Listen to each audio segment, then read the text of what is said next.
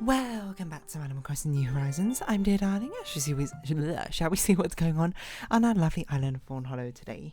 Late night episode because I was busy for most of today. I'm visiting a friend, having a good time, relaxing, chilling, all cool, shooting some people. Okay, stop relying on that. That's too much of a crutch for a conversational segue or starter. What should we talk about today? You know, but I suppose there's many things we can end up talking about. I'm just trying to pick the one which should be most interesting. Okay, you know, let's start with this one. So this is actually kind of unrelated to going to see a friend about something, but we'll get onto it in a second. Good evening, everyone. Right now in Fawnhallow, it's 10:58 p.m. on Sunday, January 21st, 2024. So we're going to go to visit a friend, but before we met up, because it was around lunchtime and that sort of thing, and the travel time takes a bit of a while. To get there, we were like, okay, let's go eat lunch before we actually meet up with a friend, you know, because I went with a group of people. Not a large group, but it was meant to be 4 of us. It ended up being 3 of us, but and someone else joined it a little bit later. But we went to basically like a ramen shop in London. It's a somewhat popular like chain, and I've seen it a few places, but I've never been to it before. You might be able to guess that, I don't know, maybe by my description. But it had a very interesting menu item, I think. Like, hold on. It had a very interesting dish on the menu. I was like, how do I say this properly? And it was a ramen shop. So there was your regular sort of like tonkotsu ramen, which one of my friends had, and then I had like a spicy tonkotsu, essentially. There was a different version of a tonkotsu I can't remember as well. There was like some chicken ramen, and there was some like vegetarian ramen as well, I think. I can't quite recall all of them off the top of my head. The only one I was interested in was either the tonkotsu or like one of the chicken ones maybe, but I was like, I normally go for chicken as a meat when I see these sort of things, but I'm like, I should, you know, diversify my palate a little bit more, you know, actually try some of these other things. So I went with a spicy pork ramen, but one of them which is very interesting, which I was very tempted to actually get, which was, it was basically like the equivalent of a tonkotsu ramen, which if you don't know is basically a pork broth ramen, as I understand it. But it had like cheese in it as one of the toppings. Like it was, I think it was pecorino cheese. I actually can't remember off the top of my head necessarily, but that's what I remember reading. Was it like pecorino parmesan or something? So one of those types of cheese, which is very strange. And I think it had like a pesto sauce in it as well, which is strange. I mean, it's not the most unusual thing, you know, for an East Asian dish to have to have cheese in, despite the fact that, actually, I don't know if it applies to Japan and South Korea as much, but a lot of Chinese people actually are lactose intolerant. Like, it's a genetic trait which is passed down quite commonly. I don't necessarily know why, but it's why a lot of classic Chinese dishes don't use anything with like milk or cheese or butter in, compared to the West, where so many dishes use milk, cheese or butter. I assume it's just due to the lactose intolerance. I don't know if that's a historical fact or anything, but you know, it's a fun fact for you. You might be like, dear darling, are you lactose intolerant? I am slightly lactose intolerant. I'm not like to a huge degree where I can't eat like milk, I can't have lactose, but if I have a lot of lactose, then it probably would start causing issues. But like, very rarely do I ever have like lots of lactose, so it's not really a big deal. So effectively, I'm not lactose intolerant. But it's apparently something which you can develop as you get older. You become like more lactose intolerant to things. So it's not. So I would say it's uncommon for traditional food to have like cheese or stuff in them. Like I cannot think of a traditional Chinese dish which has cheese in it, but it's actually not too uncommon for Korean dishes, especially. A lot of Korean dishes sometimes will just throw in a random slice of American cheese, or as we call it in like Britain, like processed cheese, or American cheese. Well, actually, I don't know what you call it in America. I guess you just call it cheese, but in the UK it's called like sliced American cheese or processed cheese, or you might use like the brand, like I think it's Dairy or something, which has the cheese, which I used to love when I was younger. Like the only times you basically would use it would be like in a sandwich or something like that. At least that's how we used to use it in the UK. Sometimes I would use it on savoury crepes, but that's about it. But it was basically like a sliced cheese to go in a sandwich. One, because it's very soft, and two, you know, it's children like it, I suppose. But mainly it's quite a soft cheese, but it's not like quite a pungent cheese. So it's not like a camembert, which is, well, I'm not sure pungent's the right word for camembert, but camembert is quite like a strong sort of taste to it. Well, this one's much more milder, but it's still soft, and it's got a decent amount of meltability to it. So I mean, I guess that's why it's a sort of very popular thing to put in sandwiches, at least as far as I know. But I think it's probably because a lot of American troops end up being stationed in South Korea because of the Korean War. And I assume, I'm not like super familiar in history, but like America and South Korea had a lot of like close relations, especially military wise. So that's why you see a lot of sometimes you'll see a lot of like American inspirations in South Korean food. So by the way, don't quote me on this because I'm not 100% sure if it's correct. This is just like what I've heard through the grapevine. So one very common thing is to put like sliced cheese on things. One thing being like you make a pack or like of like instant ramen, or I don't actually remember what ramyeon I think is the Korean word for it, or something like that. I mean, you might just put like a slice of cheese on it, or you might have like some fried rice which you put cheese on, or my personal favorite is having tteokbokki and you put processed cheese on it. Like I love cheese tteokbokki. And I mean I just love tteokbokki in general, but cheese tteokbokki is one of the best ones. So it's not like that unusual. You know, I've never seen it in like a Japanese dish, like cheese on like a tonkotsu ramen. But my friend ordered it, and I had like a little bit. You know, we tried it. You know, unsurprisingly, we like tend to order we try to order different dishes, and then we all like have a tiny bite of each other's just to see what it tastes like. I don't know if we've ever had a situation where two people preferred the other person's dish and then they swapped. Well, maybe that's happened before, but I can't think of an opportunity off my top of my head. But I tried it. It's very interesting. This cheese, I suppose, on the tonkotsu ramen. Like, I think it was unique. I don't think it's the right sort of cheese to be on a tonkotsu ramen, to be perfectly honest. I feel like, well, I don't know, because to me, the only association I have with cheese of these sort of things would be like street food, Korean street food-esque sort of thing, where slice of processed cheese on there. So part of me is like, I kind of just want processed cheese on there, despite the fact that I do probably like pecorino more than processed cheese. But it's a very interesting sort of rich flavour, and as my friend described it, he was like, it tastes a lot like pasta, just like eating pesto pasta rather than necessarily a ramen.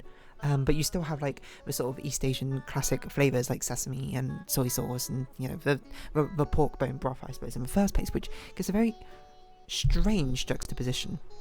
My friend basically, he ate most, like, all of it, and he was just like, I think it was unique, and I don't regret trying it, but I would not order it again.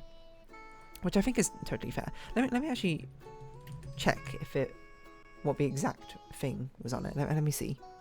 It wasn't that one. It was this one, cheese tonkotsu. It did not have this much cheese on it, but it had fried chashu pork belly, sesame pesto, interesting, which is like, I guess, a pesto sauce with sesame in it. And then Grana Padano, not pecorino. Grana Padano is a type of Parmesan, right? Oh, no, similar to Parmesan. Okay, I see. That's probably why I thought it was pecorino, because I was like, I remember it was something similar to Parmesan, but it wasn't Parmesan. But I went wrong direction. I went with pecorino, which I think is a harder cheese than Parmesan or something. Grana Padano, I think, is softer, maybe. I can't quite remember, or like less strong. I don't remember quite the sort of like the spectrum as it goes, which is very interesting. Like, I'm not against it, I don't think. I actually think, interestingly, cheese brings out a certain richness, I think, to ramen. I'm not, like, I don't know, because I didn't have the entire dish myself. I think maybe if I had the entire dish myself, I'd probably be a better judge of, like, do I think it's good, do I think it's bad, or whatever. But I do certainly think it's interesting. Like, I don't know, because I feel like, at least personally to me, there's two directions I go with cheese. Like, if I have a fancy cheese, then I think of it as like much more of like a not fine dining experience, but it's much more sophisticated sort of meal thing. Like, oh, cheese and wine, matching the flavours of a cheese to complement the wine. Not that I know how to do that, because I don't really know the flavours of cheese or wine. I just sort of eat and drink them. Without regard. But I also have this association with cheese of sort of like these cheap fast food-esque style meals, cheese in a cheeseburger, or something like melting.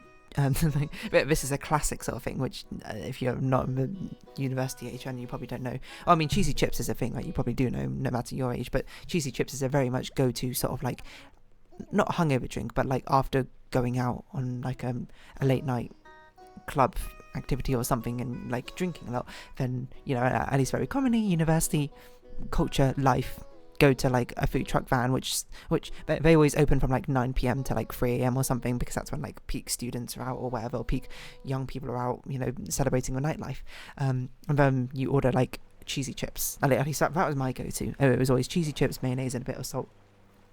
And it was just like, so good when you're craving sort of like electrolytes or something at that point. Honestly, you should probably be craving water, so I'm not sure you should have something that salty, but you know, I think when you're on those sort of moments, you don't really care. So I feel like I have like two very strong associations of cheese, like one on the much more processed side of cheese, you know, where it's like these cheap, very easy meals, or something like Laughing Cow cheese, which I don't know if necessarily Laughing Cow cheese has that negative reputation, but to me it's always been like a, you know, it's like on the same sort of league as Baby Bell, where it's like a packed lunch sort of cheese. I was like a, you know, like a, I don't want to say like childish, because I think it's probably a little bit belittling, but I guess that is probably why I end up thinking of it, because it's just something I had from my childhood, you know, like Dairy Dunker's sort of cheese. And then when you have the other like spectrum of like, ooh, a fancy camembert, or, you know, a French comte, like I don't know, like a Gruyere, something like that, which has these interesting flavour profiles. Not that I can really tell you what those flavour profiles particularly are, to be perfectly honest, but, you know, you can watch that video by Epicurious about that cheese taster who gives you all like, oh, which cheese is the more expensive one, which by the way is definitely some of my favourite, maybe one of my favourite YouTube series, I think, on YouTube. As I often say, one of my favourite things to watch is experts explain their field and their passion about it in a way which is understandable to amateurs, you know, like me. Someone is thinking over here. Hello, Raymond. Oh, sure. I don't think I've been given a new nickname. Friendo. Sure, it is cool. Yeah, but it's the sort of thing where it's like, I don't know.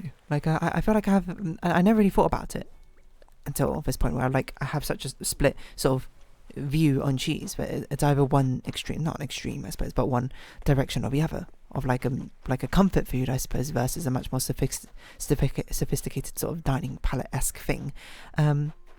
You know, like one I would have like in a formal dinner as like an appetizer, or like something to go along with a wine, or another thing to just be like plop on top of like some fast food and just be like, yeah, this is just a cheap way to make it a bit tastier. Cheese ramyun or something.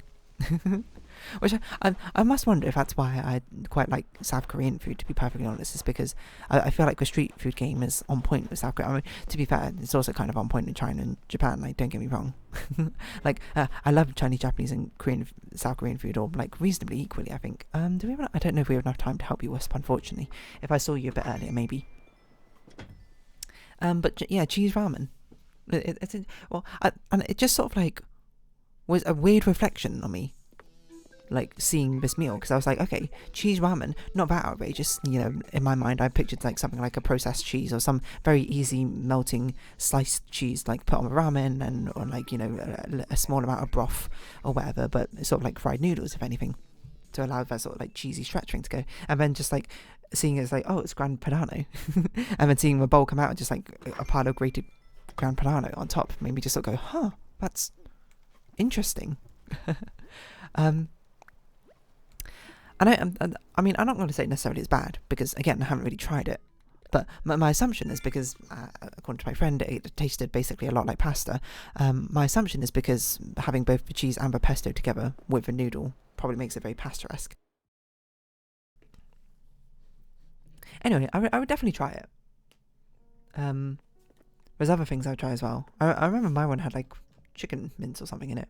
Charred pork belly, pork mince, chili oil. It did just have a full-on chili just in it, which I'll be like, I understand the visual appeal of like having a spicy dish and then just putting a full-on chili in it, because it's like, whoa, look how spicy it is. I do prefer the chili just like chopped up, you know, like in the dish, IMO. I guess having the chili separate means that you can sort of pace yourself and eat the chili when you want to eat it, rather than just being like, it's too spicy for me, or something like that. But I don't know. It just feels weird having just like a full-on chili in there. I also say this about ramen. I wish we got like more chashu pork in the ramen. I guess if you make your own ramen, you can put as much in as you want, but they rarely ever seem to give you like 2 or 3 slices, which is a shame. Obviously they do it because it's the most expensive part probably of the ramen, I assume. Meat always tends to be the most expensive part of dishes, unless you're making something with like, I don't know, saffron or truffles, and maybe not. You know, part of me is just like, I wish it gave us more, or I wish it gave us more. Actually, this place only gave us half an egg, which was kind of sad. Like, I was like, can you give us like 2 halves of an egg? Come on. That's why we've got to go back to Japan and go to Ichiran Ramen, where they just give you more stuff, I suppose, innit? Give me like 4 slices of chashu pork, I think.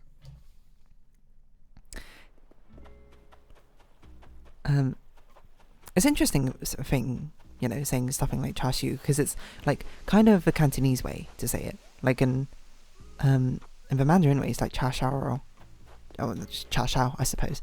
But then it's like, okay, well, I meant to say the British or the English way, because if I say cha shao, people are going to be like, what? But then it's like cha siu, but I'm like, but I don't actually know how to say it, how it's pronounced in Cantonese or something. I only know how it's written in English. So I'm just like, and do people know what I'm talking about when I say cha siu? I assume so. It just feels a bit weird to say.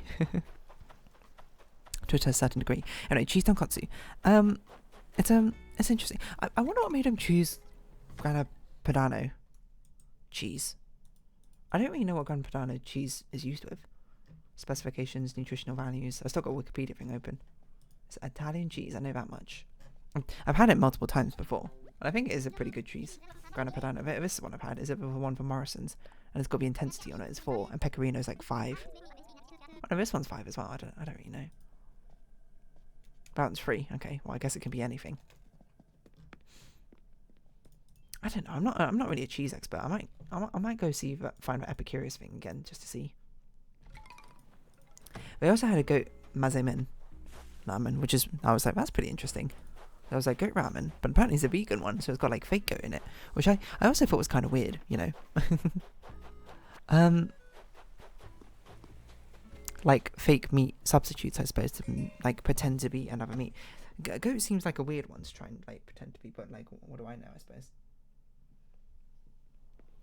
I don't know if it's necessarily good or bad, but it's something where like I don't really know what goat like tastes of, to be honest. Like, what is? It seems strange to like emulate it, because I'm like, I don't even know what it actually tastes like, or like what its texture should be. I assume it's like tough or maybe like gamey or something, but honestly, I've got no clue. Anyway, cheese tonkotsu. Like, hold on, I'm gonna do this. Cheese ramyun. Korean cheese ramen. Right, it's just like instant noodles ramen, but you put cheese on it. Like, I saw them eating it like a Korean Englishman on like one of their videos or something. They're really fun videos, I'm not gonna lie. But yeah, I don't know. It's always like a way to sort of fancify your ramen. You know, put some cheese on it, put like a fried egg in it, put some kimchi with it, bada bing, bada boom, spring onions on top. A simple way to use it. Mozzarella on ramen? I really thought. Oh, they recommend parmesan as well. Cheddar. I really thought they would just recommend American sliced cheese. Isn't that just like a traditional way to do it? Quite. Anyway, I'm going to round this episode off here because I don't really know what I'm talking about anymore. Cheese ramen, I guess is going to be this title. But if you have been watching, thank you very much. It's been Animal Crossing New Horizons. I've been Dear Darling. Likes, comments, subscription, shares greatly appreciated. Socials, Discord down below. Hope we can see each other again. But for now, it's our farewell. So until next time, bye bye for now.